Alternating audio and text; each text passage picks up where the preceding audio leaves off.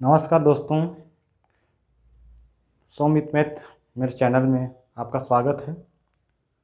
और चैनल को अभी तक आप लोग सब्सक्राइब नहीं किए हैं तो सब्सक्राइब करें, शेयर करें, लाइक करें। आज हम लोग देखते हैं संविधान का भाग 1, जिसमें राज्यों को संघ सूची राज्यों को मिलाने का जो प्रावधान है उसके बारे में जानते हैं। तो हमारा भारत पहले अखंड भारत था। अखंड भारत किसको कहना चाहिए, बहुत बड़ा भारत था, लेकिन उसको खंडित कर करके बहुत छोटा हो गया। जो पहले पूरी पाकिस्तान, मान लीजिए ये भारत का नक्शा है,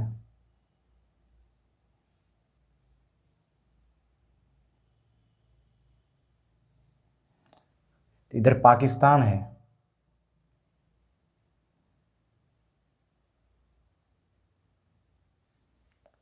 अफगानिस्तान तक, अफगानिस्तान से लेके पाकिस्तान तक पूर्व ये पूरा भारत था पहले। और इधर ये बांग्लादेश, पहले पूरा भारत था। तो ये अखंड भारत था। अब क्या हुआ, जैसे स्वतंत्र, जैसे पहले तो उन लोग के अधीन था, अंग्रेजों के अधीन था, ब्रिटिश के अधीन था। उस समय अलग अलग राज्यों का अलग अलग वो था। जैसे फेडरल फेडरल परिसंघ था पहले। परिसंघ ऐसा है जो कि बहुत कम शक्तियों से जुड़ा रहेगा। जैसे मान लो ईंट का भट्ठा मान सकते हो, यदि उसको बाहरी शक्ति पड़ी या कुछ भी हुआ तो अपने आप वो अलग हो सकते हैं। ऐसा होना परिसंघ है, जो इसको कन्फेडरल बोलते हैं। और मान ये संघ संघ फेडरल और यूनियन को भी संघ बोलते हैं हिंदी में, और फेडरल को भी संघ बोलते हैं हिंदी में। लेकिन फेडरल हमारे राज्य में नहीं होता। फेडरल जो है अमेरिका में होता है, जिसको बोलते हैं दोहरी नागरिकता। अमेरिका में 50 राज्य हैं, तो 50 ठो मतलब 50 अलग अलग राज्यों का झंडा है। जैसे हमारे देश में जम्मू कश्मीर था पहले 2019 से पहले, तो वहाँ के लिए अलग झंडा होता था, भारत के अलग अलग होता था। लेकिन उसको केंद्र शासित प्रदेश में बांट दिए, मतलब विभाजन कर दिए, और वहाँ का झंडा सब समाप्त कर दिया। और भारत के लिए, पूरा भारत के लिए अब एक झंडा हो गया। और वहाँ के लिए डबल नागरिकता, भारत का नागरिक अलग और वहाँ रहने वाले के लिए अलग नागरिकता पहले दी जाती थी। लेकिन अब वहाँ कोई वो नहीं है। पहले वहाँ ज़मीन नहीं खरीद सकते थे, अब खरीद सकते हैं। ऐसी था। तो ऐसा अमेरिका में है। अमेरिका में दोहरी नागरिकता है। वहाँ क्या होता है, स्टेट के लिए अलग नागरिक और फिर पूरे सेंटर के अलग नागरिक। तो दोहरी नागरिकता वहाँ है। और स्टेट का अलग झंडा और राज्य का अलग झंडा। तो वहाँ जो शक्ति है, वहाँ हमारे जो यूनियन से वहाँ कमज़ोर है। वहाँ का जो संघ है कमज़ोर है, और उससे ज़्यादा कमज़ोर है परिसंघ है, जो कन्फेडरल है। ठीक, फेडरल और यूनियन दोनों को संघ बोलते हैं, लेकिन इंग्लिश में देखना पड़ेगा कि यूनियन है या फेडरल है। तो इंग्लिश के आधार पे ही आप क्वेश्चन का आंसर देंगे, क्योंकि हमारा संघ है। इस संघ में ही कहा गया है भारत इट दैट, संघ में ही कहा गया है India that is Bharat, India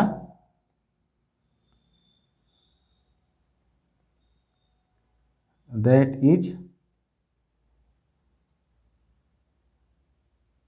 Bharat. तो भारत राज्यों का संघ होता है।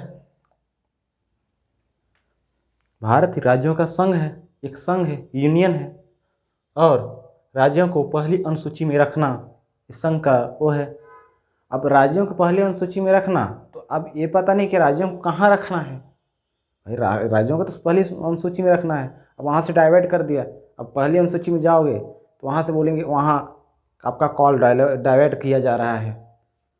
ठीक, तो अब पहली अनुसूची में रख, तो उसके लिए आपको अनुसूची 2 देखना पड़ेगा। अब पहली अनुसूची के अंतर्गत अब 3 प्रकार के क्षेत्र है। पहली अनुसूची के अंतर्गत आपको 3 प्रकार के क्षेत्र मिलेगा। अब पहली अनुसूची में अब रखना तो है पहली अनुसूची में, लेकिन उसमें कहाँ रखना है। बिहार है, भारत का राज्य है कि नहीं, तो पहले अनुसूची में आपको पता करना पड़ेगा। और पहले अनुसूची के पता करना पड़ेगा। पहले अनुसूची से पता चलेगा कि आप कौन सा जगह में है, यूनियन टेरेटरी में है कि वो राज्य है कि अर्जित राज्य है, ये पता करना पड़ेगा। उसके लिए आपको 3 क्षेत्र दिए, पहले 28 था राज्य, अभी 28 है, लेकिन यूनियन टेरेटरी पहले था 9 था, जो कि अभी 8 हो गया है।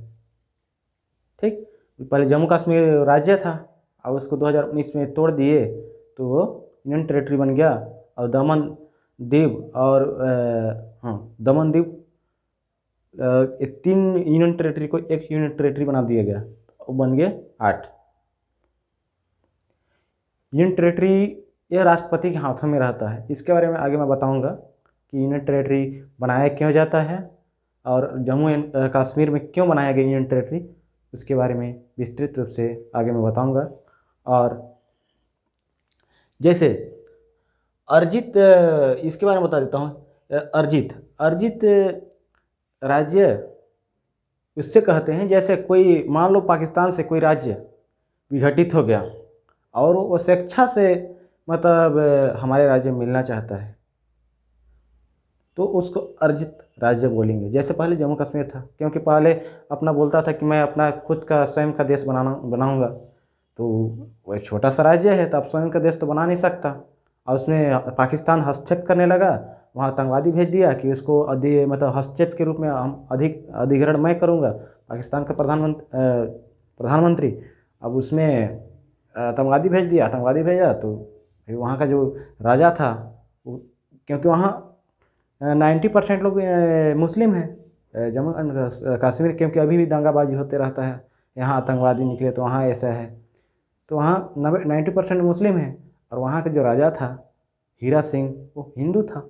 अब उन्होंने देखा कि मुस्लिम के साथ तो मेरे को वो कोई होगा नहीं, अब फिर आया दौड़ते दौड़ते पंडित जवाहरलाल नेहरू के पास। उस समय प्रधानमंत्री पंडित जवाहरलाल नेहरू थे। और उससे पहले सरदार वल्लभ भाई पटेल को सौंपा गया था कि आप एकीकरण का काम करेंगे, तो एकीकरण वो कर रहे थे, तो गए थे उनके पास, लेकिन वो बोले कि नहीं, मैं अपना स्वयं का राज्य बनाऊंगा, मैं कोई भी राज्य में मिलना नहीं चाहूँगा, मतलब स्वयं का देश बनाऊंगा, मैं कोई भी राज्य में नहीं मिलना चाहूँगा। उसके पास रिक्वेस्ट किए थे, तो बोले कि बाबू तुम तो भाई पहले बोले कि मैं स्वयं का राज्य बनाऊंगा, तो बनाओ, तो फिर कहे के लिए यहाँ आए हो। तो फिर प्रधानमंत्री पंडित जवाहरलाल नेहरू बोले भाई आप उनसे जाके बोलो सरदार वल्लभ भाई पटेल के पास, उनसे पैर और पढ़ो, वही इसके बारे में वो करेंगे। तो फिर सरदार पटेल के पास पैर पड़ने लगा कि नहीं, मेरे को किसी प्रकार से माफ़ कर दो, मेरे को बचा दो करके।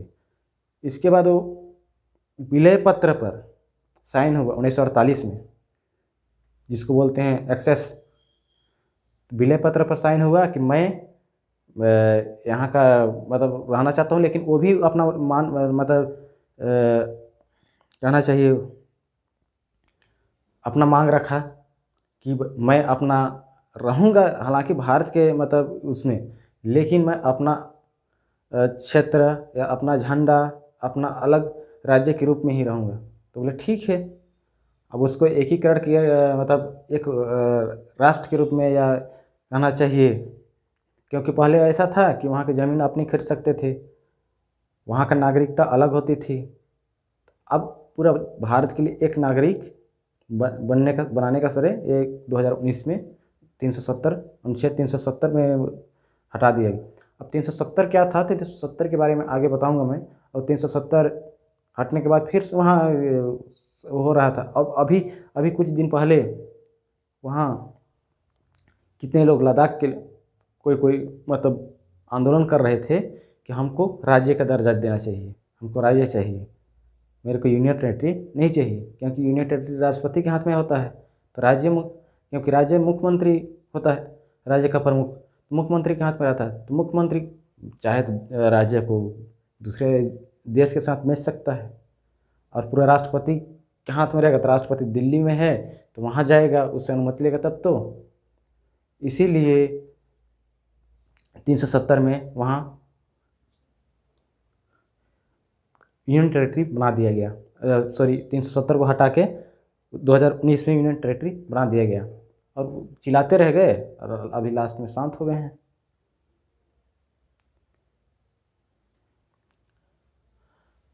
उसी प्रकार के से सिक्किम, क्योंकि 552 हमारे देसी रियासत था, तो 552 का एकीकरण कर रहे थे, तो उस समय सिक्किम नहीं मिला था। तो सिक्किम का वैसे ही हुआ था। सिक्किम जैसे चाइना जो था तिब्बत में अपना कब्जा कर लिया, तब तिब्बत शरणार्थियों को भगा दिया इधर उधर, किसी को कहाँ भेज दिया तो किसी को कहाँ भेज दिया, तो किसी को कहाँ भेज दिया इधर उधर। अब वहाँ जाके अपना राज करने लगा। तो ऐसे ही बगल में था सिक्किम, और सिक्किम सोचा कि अब मेरे को भी भेजेगा इधर उधर, अब इधर उधर फेंक देगा, अपने राज करने लगेगा। तो फिर वो सोचा कि नहीं, मैं तो अब कैसे करूं करके, तो फिर भारत के पास आया। पंडित जवाहरलाल नेहरू थे उस समय प्रधानमंत्री। उनसे बोला कि भाई मेरे सहायता करने लगो। तो पंडित जवाहरलाल नेहरू बोले कि भाई सहायता करेंगे, लेकिन हमारे साथ फिर मिलो। तो बोले कि ठीक है।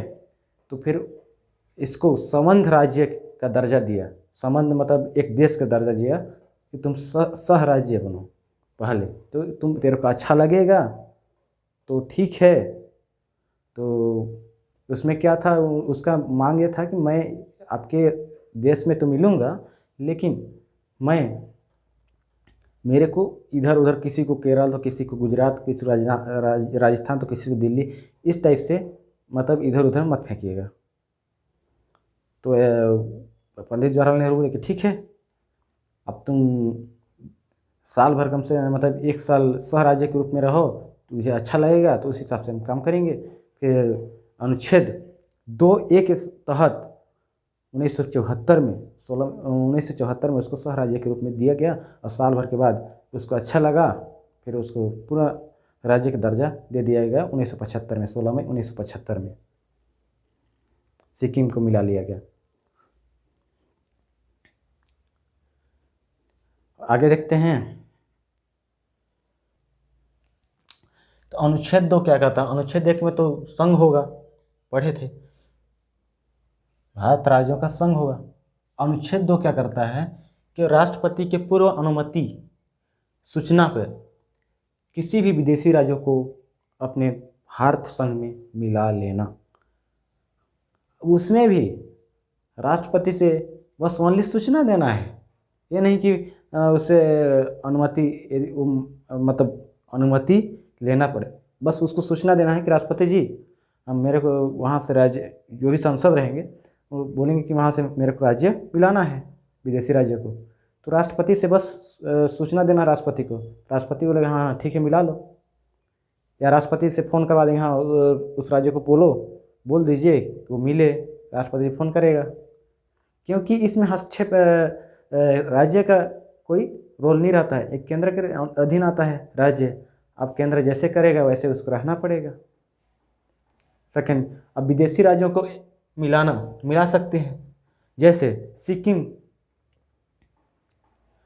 अब इसे राष्ट्रपति का कोई रोल नहीं रहता, क्योंकि राष्ट्रपति को अनुच्छेद 61 के तहत उसको लतिया सकते हैं, हटा सकते हैं महाभियोग लगा के। तो इसमें संसद का मुख्य रूप से भूमिका रहता है। इसमें 50% बहुमत मतलब पास करना पड़ता है। अब एग्जाम्पल के तौर पर देख सकते हैं, 16 मई 1975 को इसके बारे में बताया था कि सिक्किम विदेशी राज्य था, जो बाद में 26वां राज्य बना है भारत का 1975 में, क्योंकि 1974 में वो सह राज्य बना, इसका 1975 में वो राज्य बन गया भारत का। और अनुच्छेद 3 देखते हैं, संसद का राष्ट्रपति की पूर्व अनुमति। तो ये संसद जो है राष्ट्रपति को, उसमें भी पूर्व अनुमति या सूचना बस देता है, अनुमति लेने की जरूरत नहीं पड़ता है, बस सूचना देगा कि राष्ट्रपति जी मैं भारत की किसी राज्य सीमा परिवर्तन करना। जैसे 2014 में 1 जून 2014 तेलंगाना बना। अब तेलंगाना आंध्र प्रदेश से अलग होना चाहता था, लेकिन उसमें विरोध चल रहा था। अब फाइनली 2014 में तेलंगाना राज्य बना दिए गए। अब उसमें आंध्र प्रदेश के लोग, कितना लोग विरोध कर रहे थे कि नहीं बनना चाहिए। उस समय चुनाव का समय था, बना दिए। अब उसमें विरोध करते रह गए करने वाले, और राष्ट्रपति अनुमति दे दिया और उसको अलग राज्य का दर्जा दे दिया गया। वैसे ही एमपी का अब एमपी का, एमपी से अपना छत्तीसगढ़ अलग हुआ। इसमें भी, इसमें संविधान संशोधन 368, इसमें संविधान संशोधन 368 करने की कोई ज़रूरत नहीं पड़ता है, क्योंकि अनुसूचित 3 के तहत अलग हो रहा है, अनुसूचित 3 के तहत अलग हो रहा है। इसीलिए राष्ट्रपति को इसमें कोई भी नियम पर बाध्य करने की ज़रूरत नहीं पड़ती है। यदि अनुच्छेद 368 के तहत यदि कोई भी संशोधन करते तो उसमें राष्ट्रपति से पहले अनुमति लेना पड़ता और लिखवाना पड़ता, इसके बाद ही उसमें संशोधन कर सकते थे। तो इसमें 368 से संशोधन नहीं होता है, अनुच्छेद 3 से ही अपना राज्य का सीमा या अलग राज्य से राज्य को तोड़ फोड़ करना, तोड़ मरोड़ करना या थुर कुछ के अलग अलग करना, ये काम अनुच्छेद 3 के अंतर्गत किया जाता है। ये संसद के काम है, मेन रूप से संसद इसमें भूमिका निभाता है कि कौन सा राज्य कितना रहेगा और कितना क्षेत्रफल रहेगा, संसद निर्धारित करता है। बस राष्ट्रपति को उसमें साइन करना रहता है लास्ट में। सूचना पहले दे दिया जाता है राष्ट्रपति को कि हम लोग इतना इतना इसको कर रहे हैं, राज्य को यहाँ से यहाँ तक बॉर्डर रहेगा, यहाँ से इसको छत्तीसगढ़ दे दिया जाएगा। क्योंकि उसी प्रकार से एमपी, यूपी से उत्तराखंड 9 नवंबर को अलग हुआ, उसी प्रकार से हाँ उत्तराखंड अलग हुआ, उसी प्रकार से झारखंड, उसी प्रकार से बिहार से झारखंड अलग हुआ, बिहार से झारखंड अलग हुआ 14 नवंबर 2000 को, तीनों राज्य। और लास्ट में तेलंगाना हुआ था 1 जून 2014 को। इसमें मेन भूमिका रहता है संसद का, और इसमें मना करने के लिए राष्ट्रपति बाध्य होता है, क्योंकि संसद का मेन रोल रहता है। यदि वो मना करेगा तो समझ तो गए ही हैं कि जो अनुच्छेद 61 के तहत उसको महाभियोग से हटा भी सकते हैं, क्योंकि संसद पे पूरा हो रहता है। और इसमें ओनली 50% बहुमत होना चाहिए पारित करने के लिए। किसी भी राज्य को बनाना है या कोई तोड़ मोड़ करना है, उसके लिए संसद में 50% बहुमत होना चाहिए। मान लीजिए 790 है टोटल, उसमें 50% चाहिए ओनली, तो हो जाएगा आपका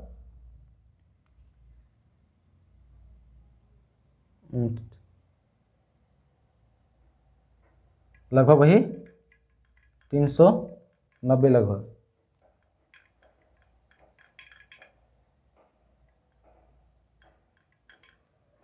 ऐसे ही कुछ होगा 370-90, ठीक।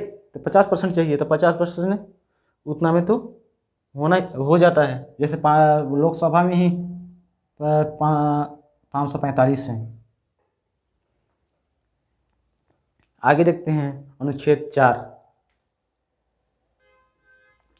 तो अनुच्छेद 4 संसद कहता है कि अनुच्छेद 2 और 3 को संविधान संशोधन 368 से बाहर रखा गया है। अनुच्छेद 2 और 3 को संविधान संशोधन 368 से बाहर रखा गया। तो 368 में क्या है, उसमें राष्ट्रपति साइन करता है, उससे पहले अनुमति लेना पड़ता है। अनुमति देगा तो ही आप उसमें संशोधन कर सकते हैं। चाहे धन विधेयक हो गया या संविधान संशोधन हो गया, इसमें अनुमति राष्ट्रपति से लेना पड़ता है। और इसमें अनुमति लेने की ज़रूरत नहीं है, इसमें सूचना बस देना पड़ता है, ओनली सूचना। इसीलिए राष्ट्रपति इसमें मना करने के लिए बाध्य रहता है, ठीक। और 1 व 4 सभी प्रभावित होगा, लागू होगा। तो 4 इसको बताता है, और इसमें बहुमत 50% होना चाहिए। बस आगे हम लोग समझते हैं।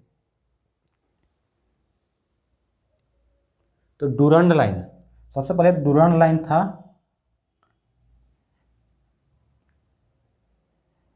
पहले 1893 में, उस समय ब्रिटिश राज्य थे, वही डूरंड लाइन बना दिए थे अफगानिस्तान में। जैसे ये भारत है, कहना चाहिए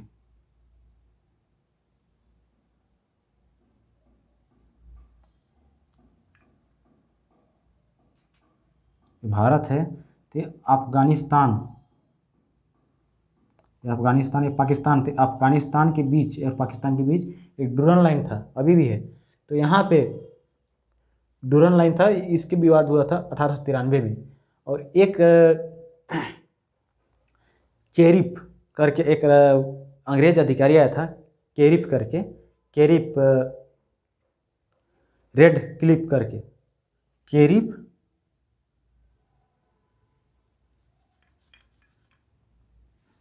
केरिफ रेड क्लिफ करके नाम करके आया था एक अंग्रेज अधिकारी। उन्होंने ही डूरन लाइन हो गया, मैं रेड क्लिफ हो गया, रेड क्लिफ जो पाकिस्तान और भारत को अलग करती है, और बांग्लादेश के पास जीरो लाइन हो गया, ये सब उन्होंने ही दिया था। और उन्होंने एक दिन आया और दूसरे दिन बना के चल गया। और इसमें बीच में फंस गया बुरेंडा, बीच में फंस गया एक गांव, जो भाई इसमें तो 3 कहता है कि अपने राज्य के अंदर तोड़ मोड़ सकते हैं, लेकिन अन्य देश के साथ यदि गांव, मान लो हमारा गांव है इंडिया में, लेकिन हमारा ज़मीन पड़ जा रहा है बांग्लादेश में, हैं। अब 90% हमारा मुस्लिम इंडिया में हो गए और 80% बांग्लादेश में हिंदू हो गए। अब वो बोल रहे हैं कि हम भारत के रहने वाले और मुस्लिम बांग्लादेश के रहने वाले। अब इसमें विवाद हो गया, जिसको बोलते हैं अभी 2014 में इसका विवाद निपटा, जो कि जवाहरलाल नेहरू के, जिसको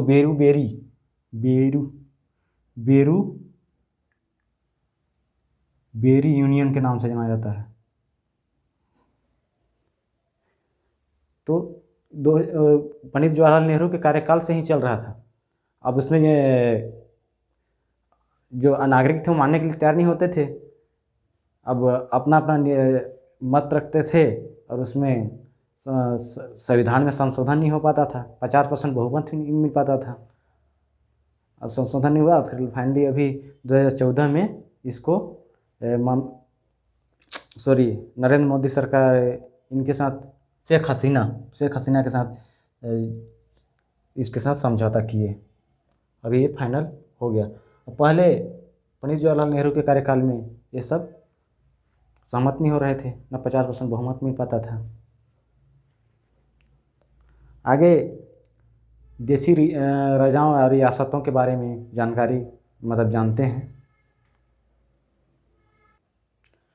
एकीकरण के हमारे पास कितना था, 552 देसी रियासत। इसका एकीकरण का श्रेय मुख्य रूप से सरदार वल्लभ भाई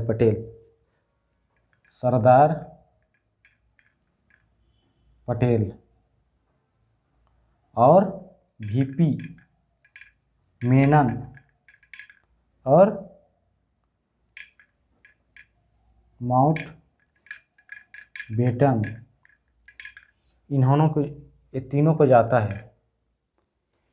यदि क्वेश्चन में पूछ दिया कि एकीकरण का श्रेय किससे जाता है, तो यदि मान लो सरदार पटेल नहीं रहेगा, सरदार वल्लभ भाई पटेल नहीं रहेगा, वीपी मेनन नहीं रहेगा, तो आप माउंटबेटन को मार के आएंगे।